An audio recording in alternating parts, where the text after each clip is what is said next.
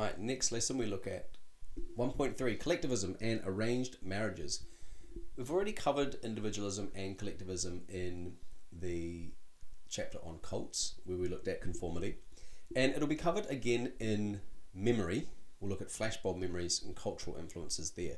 So by the end of the course, students will have three choices: conformity, couples, or flashbulb memories, to explain individualism, collectivism. So if they don't quite understand this topic here, that's fine. And if you're short of time, you might even want to combine these two lessons into one and just teach it for its own inherent interest. I mean, I always say the hardest thing about teaching psychology is all the things we don't have time to teach. So I haven't erred on too much content. There's just a lot to get through in this IB psychology course. I think adding the term allocentrism, and next we'll look at idiocentrism, these are going to elevate your students' answers. These are the individual level measurements of collectivism and individualism. So we're going to look at why arranged marriages are more common in collectivistic cultures, and it will be to do with allocentrism. Nice, simple fill in the blanks. A history of marriage, just kind of interesting. And this really does, I think, if you're coming from a Western perspective and arranged marriages are peculiar or bizarre, this actually puts into context that love marriages are the peculiarity if we're looking throughout human history. Get students to discuss who do they think is happier, arranged marriages or love marriages. And this is really interesting, right? My own cultural biases come out here because, you know, the idea of arranged marriages for me took a long time to wrap my head around, but now I can see both sides.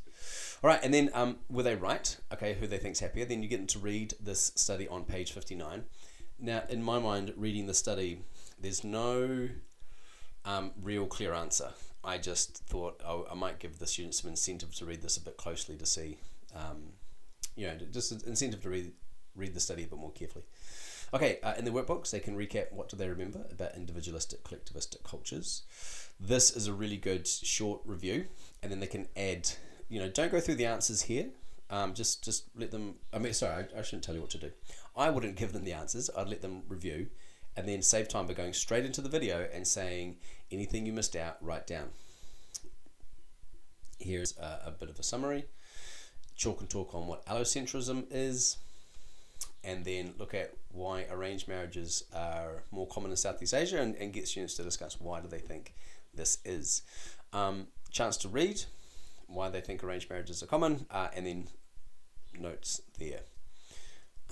I couldn't really think of a more engaging way to get across the content in this one as opposed to just read and answer the questions. Well, there's a couple of good ideas in there. Anyway, okay, that is collectivism. A note, again, a reminder on the critical thinking extensions. You know what? 90% of those extensions are really just introducing relevant terminology to research methods, because the concepts are all about research methods.